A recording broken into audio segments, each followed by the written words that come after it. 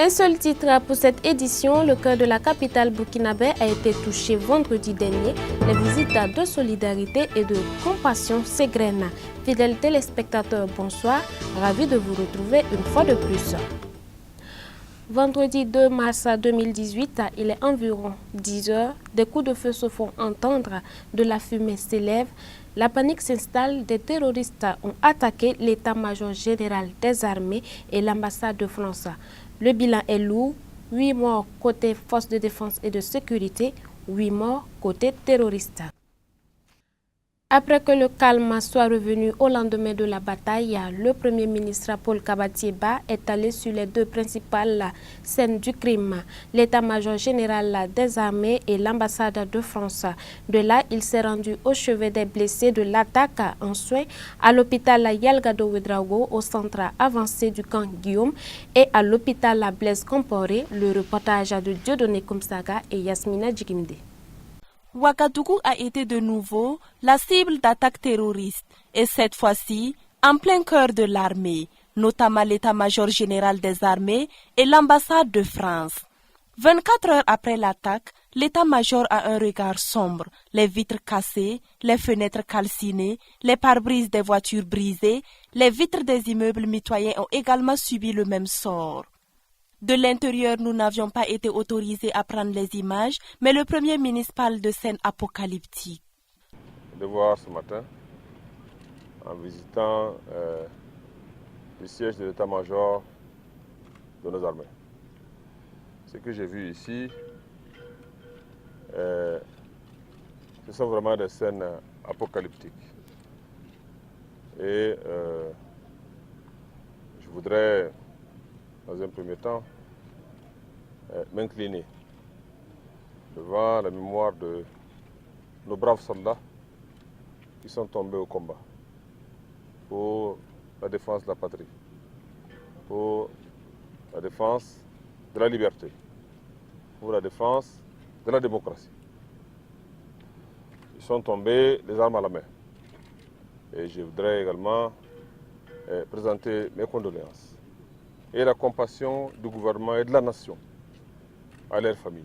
Le Premier ministre était accompagné d'une forte délégation, notamment Claude Bouda du ministère de la Défense, Clément Sawadogo de la Sécurité et autres. Toutes ces personnalités ont déploré cette barbarie avec la dernière énergie. À en croire le Premier ministre, le peuple burkinabé restera toujours debout comme un seul homme. Ce qui nous est arrivé hier, en tout cas, c'est une leçon pour nous et les forces de défense et de sécurité, le gouvernement burkinabé, tout le peuple burkinabé est rassemblé comme un seul homme. Et nous saurons prendre les mesures qu'il faut pour, en tout cas, faire face à ce type d'adversité et, comme je l'ai dit, bouter hors de notre territoire national ce type d'individus qui n'ont pas leur place chez nous. Le Burkina Faso est un pays de paix. Le Burkina Faso est un pays de liberté. Le Burkina Faso est un pays de démocratie. Et ce sont des valeurs auxquelles nous sommes viscéralement attachés. Et rien ne nous fera dévier de cela. Vous pouvez en être sûr. Après la visite de l'état-major, nous voilà à l'ambassade de France. Xavier Lapeuil de Cabane explique la scène au Premier ministre. Quant à l'ambassadeur de la France, il affiche toujours sa volonté d'agir avec le pays des hommes intègres. Notre objectif est évidemment, ne change absolument pas. Notre objectif politique reste celui d'être aux côtés du Faso dans cette guerre contre les groupes terroristes dont on voit qu'ils n'hésitent absolument devant strictement rien et dont les moyens deviennent de plus en plus violents. Ce qui prouve que, ce qui renforce en gros notre volonté d'agir ensemble. Malgré les balles qui ont crépité de part et d'autre, l'ambassade est restée impénétrable grâce à ses vitres blindées. Autre visite, les présidents nigériens et togolais Mahamoudou Youssoufou et Faure Yassime sont arrivés à Ouagadougou ce matin pour traduire leur solidarité et leur compassion au peuple burkinabé. Le reportage de Moïse Kinda. 3 jours après le double attentat qui a visé l'état-major général des armées et l'ambassade de France au Burkina Faso, les présidents nigériens et togolais sont arrivés ce matin dans la capitale burkinabé. Après la salle d'honneur de l'aéroport international de Ouagadougou, les deux chefs d'État ont été reçus en audience au palais de Kosiam pour quelques minutes d'entretien avant de se déporter sur les sites de l'état-major et de l'ambassade de France, des visites dont les médias n'ont pas été autorisés. Cette visite a pour but de témoigner la solidarité et la compassion des pays membres de la CEDEAO et du G5 Sahel. Nous sommes venus d'abord pour présenter au nom de l'ensemble des peuples de la CEDEAO nos condoléances les plus attristées aux familles des victimes innocentes qui ont perdu leur vie. Et aussi prier pour que les blessés puissent se rétablir rapidement. Nous sommes venus aussi dire au peuple du Burkina Faso que selon le principe sacré de la solidarité dans notre espace de la CEDEAO, le Burkina étant frappé, Ouagadougou étant frappé, nous nous sentons tous agressés. Nous sommes venus pour féliciter les forces de défense et de sécurité pour leur rapide riposte efficace qui a certainement permis de limiter les dégâts parce que la visite que nous venons d'effectuer aussi bien à l'état-major général des forces armées du Burkina Faso qu'à l'ambassade de France nous montre clairement que les intentions de ces deux groupes étaient de faire le maximum de victimes. Et je crois que n'eût été l'efficacité de la riposte, aujourd'hui, on aurait un nombre plus élevé de morts dans cette double attaque.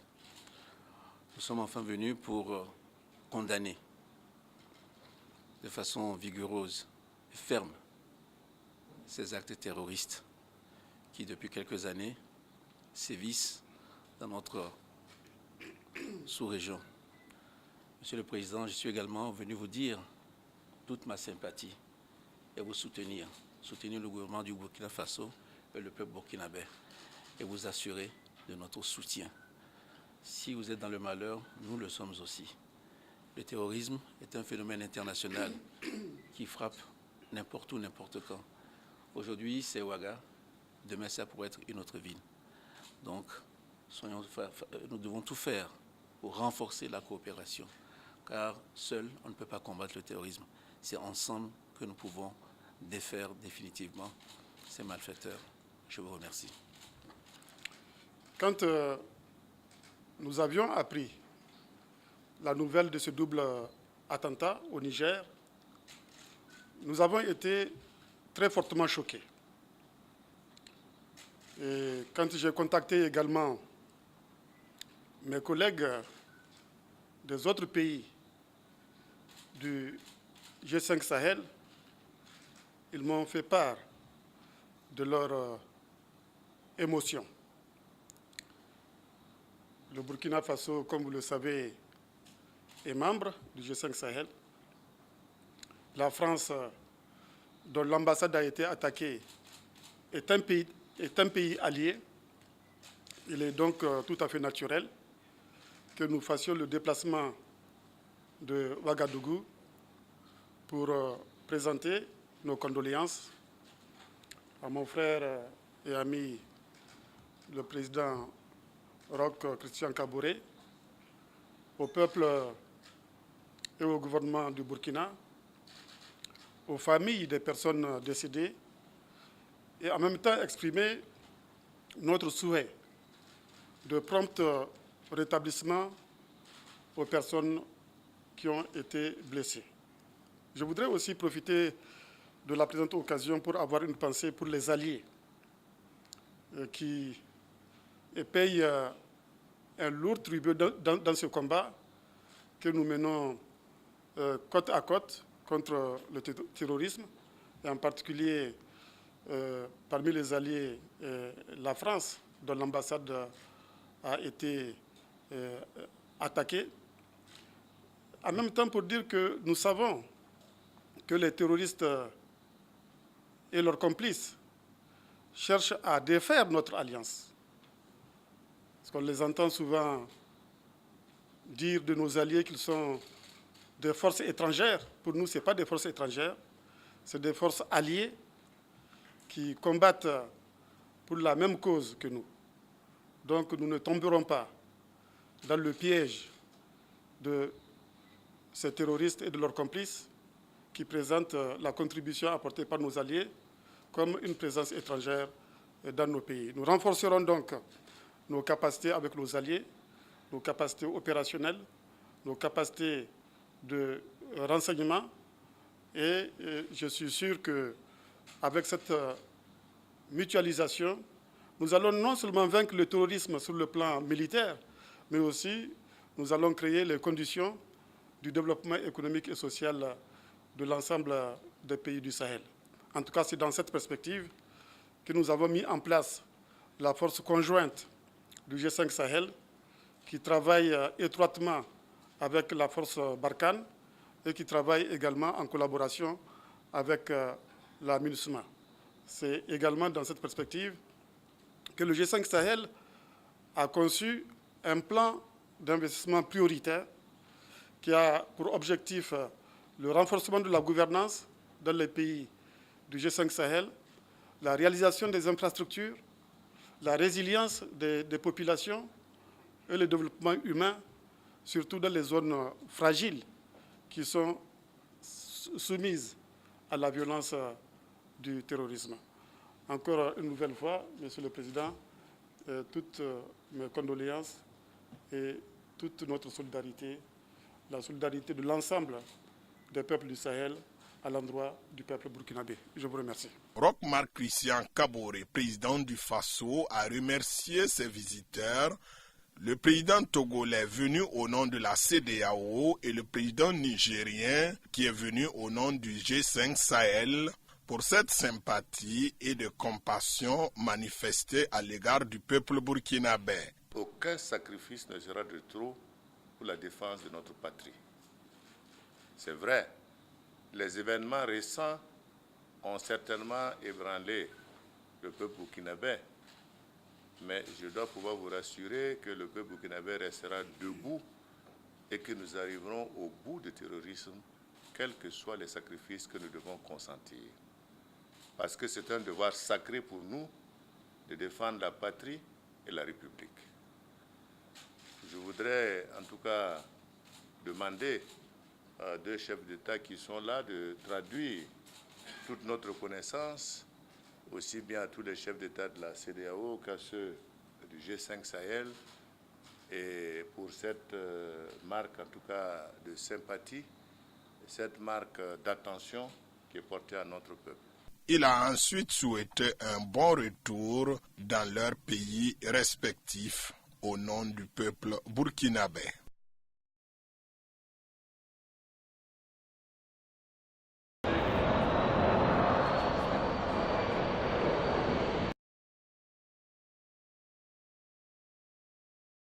Tout autre chose à présent, en marge de la célébration de la Journée internationale de la femme le 8 mars prochain, Laurence Ilboudo, Marshal, ministre en charge de la promotion de la femme, a fait un don de technologie aux femmes vulnérables du centre. Le reportage de Yasmina Djigimde et Dieudonné Koumsaga. C'est avec une grande joie et mélangée à une tristesse aujourd'hui, avec les événements que nous sommes en train de passer, mais il est bon de rappeler que ça ne doit pas nous arrêter. Nous devons rester debout et continuer. Aujourd'hui, nous allons remettre des technologies à des groupes de femmes de la région du centre. Je remercie leur participation active aujourd'hui. Nous les voyons nombreuses. Ce qui nous dit l'intérêt que aujourd'hui cette cérémonie revêt. Nous avons deux activités aujourd'hui, la remise de ces technologies et la remise des vivres aux personnes vulnérables. Il est bon de souligner que ces groupements de femmes ici ont besoin d'appui. C'est dans ce sens que nous pensons que plus de 51% de la population ne peut être laissée en marge. Aujourd'hui, il y a beaucoup de facteurs qui freinent l'évolution de la femme au Burkina Faso. Les difficultés d'accès au crédit, l'absence d'informations sur les opportunités de financement, les faibles capacités techniques à monter un plan d'affaires bancaires, les faibles accès des femmes aux moyens de production, les faibles niveaux d'instruction des femmes et faibles qualifications, les contraintes familiales, les pesanteurs socioculturelles. Tout ça sont des facteurs qui freinent notre défi. Par conséquent, il est important que nous, notre département, venions supporter toutes ces femmes afin que nous puissions arriver à un développement durable. Je l'ai dit et je le répète, il est important que nous prenions la question de la femme. Il n'est pas concevable que 51% de la population soit laissée en marge. Où allons-nous? Qu'est-ce que nous allons faire sans la femme, qui représente 52% de la population? Hors de chez nous, le ministre sud-soudanais de l'Information accuse les États-Unis, la Grande-Bretagne et la Norvège de contrôler le processus de paix dans son pays avec un penchant spécial pour les rebelles. Suivez l'élément. S'exprimant ce 28 février à Juba, Michael Makuei, ministre sud-soudanais de l'Information, a ouvertement accusé les États-Unis, la Grande-Bretagne et la Norvège, pays de la Troïka, de contrôler le processus de paix au Soudan du Sud avec un penchant non dissimulé pour les partisans du rebelle Riek Machar. Revenant sur certaines propositions formulées à l'occasion des pourparlers qui se sont tenus à Addis Abeba au mois de février, Michael Makuei a précisé la réticence du régime de Salva Kiir à procéder à une redistribution paritaire du pouvoir.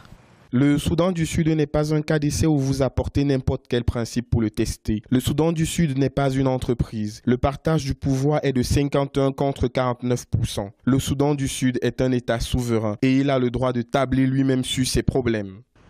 Même si son indépendance est remise en cause par le gouvernement sud-soudanais, l'autorité intergouvernementale pour le développement, en abrégé IGAD, médiateur officiel dans ce processus, continue de plaider pour une reprise des négociations. L'IGAD a par ailleurs apporté son soutien à l'opération de gel des comptes bancaires des contrevenants au cessez-le-feu signé en décembre 2017. En réalité, aucun des deux cas aujourd'hui ne détient une option définitive.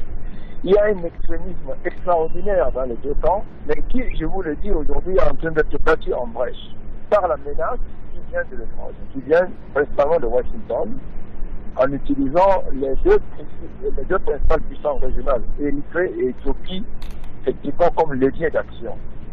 Et ça va être où vous marchez, où on va rentrer la paix et on trouvera un terrain d'entente pour créer des conditions de paix et un retour en réalité à la tranquillité dans ce pays-là. Le Soudan du Sud, qui a déjà fait l'objet de sanctions internationales, pourrait en recevoir de nouvelles. Une probabilité qui ne semble pas effrayer le gouvernement de Salva Kiir, qui oppose un non catégorique à toute reconfiguration qui pourrait mettre celui-ci hors course. Et puis une coalition de l'opposition politique qui bouillonne de l'intérieur, c'est au Kenya. Suivez le reportage.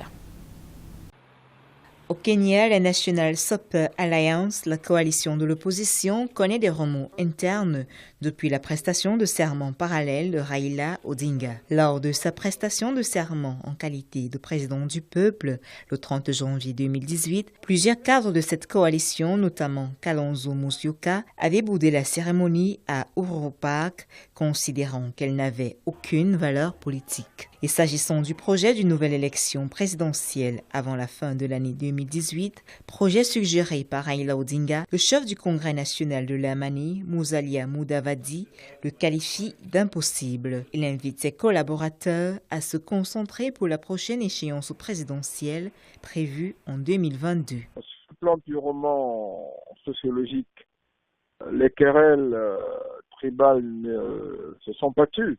Et la constitution de cette alliance, ça procède simplement des promesses, des conseils, et puis des perspectives qui ont été présentées au principal opposant kenyan. Plus conciliante, Charity Ngilu, gouverneur du canton de Kitio, membre de la coalition, a déclaré ce 2 mars qu'elle était prête et désireuse de travailler avec le président Uhuru pour le bien du peuple. Des revirements qui créent des frustrations au sein du mouvement démocratique Orange, la formation politique de Raila Odinga. Nous ne serons plus obligés de marcher sur nos genoux pour que nos amis puissent se sentir mieux dans leur peau. Nous ne discuterons pas de la politique de 2022 tant que nous n'aurons pas terminé les questions de justice électorale observées lors des élections de 2017. Ces divergences de vues pourraient finalement aboutir à un apaisement du climat sociopolitique au Kenya qui essaye dans le même temps de refermer les plaies héritées de la crise post-électorale de 2007. Hors du continent africain, la neige fait encore des victimes. En France, au moins 9 skis ont perdu la vie dans des avalanches survenues dans les montagnes françaises. Série noire dans les montagnes françaises depuis vendredi. Au moins 9 skieurs ont péri dans de multiples avalanches survenues dans les Alpes et les Pyrénées. Vendredi, ce sont 5 skieurs qui ont perdu la vie dans les Alpes-Maritimes et samedi, 2 skieurs sont décédés dans les Hautes-Pyrénées. Hier, 2 autres skieurs ont péri dans des avalanches qui se sont déclenchées l'une après l'autre en début d'après-midi en Haute-Savoie sur le domaine hors-piste de la station de Valorcine au nord de Chamonix. La première a enseveli un skieur, retrouvé ranimé, il est décédé plus tard à l'hôpital. La seconde avalanche a emporté un groupe de skieurs belges qui évoluaient avec un guide. L'un d'eux est mort sur place, un autre a été blessé. En Savoie, les secours étaient également sans nouvelles hier soir de 2 skieurs qu'une coulée aurait emporté vers 15h30 sur le domaine hors-piste de la station d'Arèche-Beaufort à l'est d'Albertville.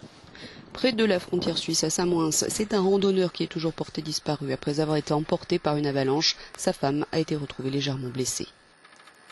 Sur Twitter, le ministre français de l'Intérieur a appelé tous ceux qui pratiquent les sports d'hiver à la plus grande prudence. En Isère, hier après-midi, 7 skieurs ont aussi été blessés dans des avalanches. En Haute-Savoie et en Hautes-Alpes, le risque d'avalanche est maintenu à 4 sur une échelle de 5. C'est tout pour cette édition. Merci de nous avoir suivis. Je vous donne rendez-vous demain à la même heure. Bonsoir.